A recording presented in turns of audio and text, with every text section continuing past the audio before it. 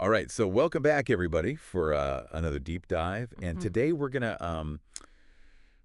tackle Matilda. Oh, fun. Yeah, it's by Roald Dahl, and instead of like just giving you a summary, kind of a boring rundown of the plot, we thought it'd be fun to sort of like analyze some of the chapter titles. Okay. And the reason we wanted to do that is because some of them repeat.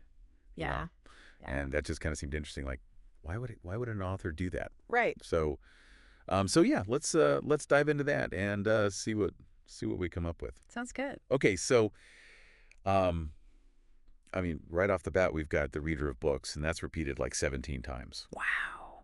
Which, I mean, that's like a huge chunk of the book. Yeah. Obviously, that points to Matilda's love of reading, but Right. I kind of feel like there's got to be more to it than that.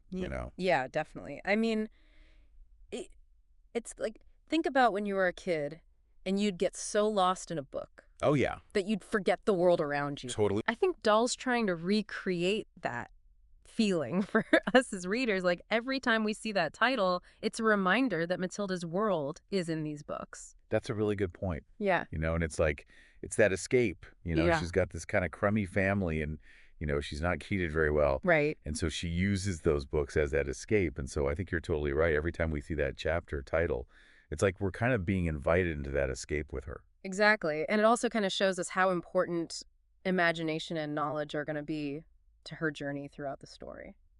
Yeah, that's a really good point. Okay, so then we've got Mr. Wormwood, the great car dealer, Yes. 8 times. What do you think? Well, I mean, first of all, that title's kind of hilarious. It is.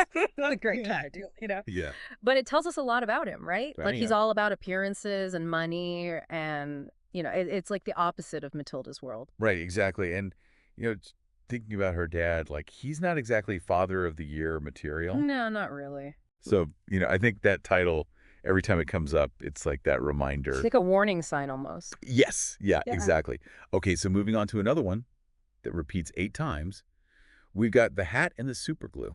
Ooh, now this is an interesting one. It is. It's like, what is that about? Right, like it's got to be more than just a hat and some super glue, right? Right. Well, knowing Matilda, I mean, she loves a good prank. She does. So maybe it's foreshadowing, Yeah. But it could also be like a symbol for something bigger, Oh, okay. How so? Well, maybe the hat represents like conformity, like something Matilda's always fighting against. Interesting. And the super glue is like her way of like sticking it to the man. I like that. I like that a lot. And it kind of speaks to how, like, kids are often powerless against adults. Totally. And so she has to use like her wit and, a little bit of mischief. Yeah, her cunning. Yes, exactly. Yeah. To like kind of even the score. Yeah. Okay, so then there's the most mysterious title of all, and that is The Ghost. Yeah, this one creeps up 11 times, and I'm really curious what you think about this. Is it a real ghost, or is it more metaphorical? I mean, that's the thing with Dahl, right? He's always playing with that line between reality and fantasy. Right. So it could totally be a real ghost, adding that like spooky element to the story. Sure. But I also think ghost could be like a metaphor for a lot of things, like Right. maybe a haunting memory or, a secret that's hidden, or even just that feeling of being invisible, which is something that Matilda experiences a lot. Yeah, that's a really good point. It's like she's overlooked by her family, and even at school sometimes it's like she's not really seen.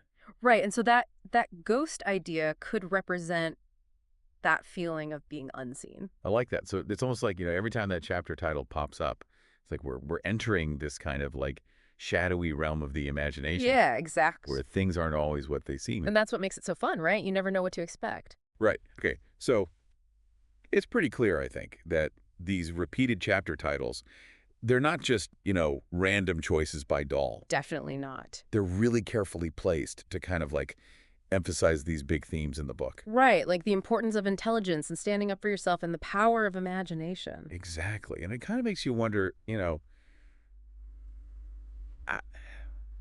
are these titles, are they like patterns that Matilda breaks free from?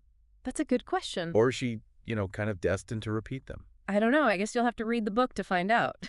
That's right. And I think that's what makes it so interesting. It's like, even though these titles repeat, there's still this sense of mystery, and like, we're not sure how it's all going to play out. Yeah, and that's what makes you want to keep reading. Absolutely. All right. Well, that's going to do it for this deep dive. I hope you enjoyed this slightly different take on Matilda. Yeah, thanks for having me. And we'll see you next time. Bye.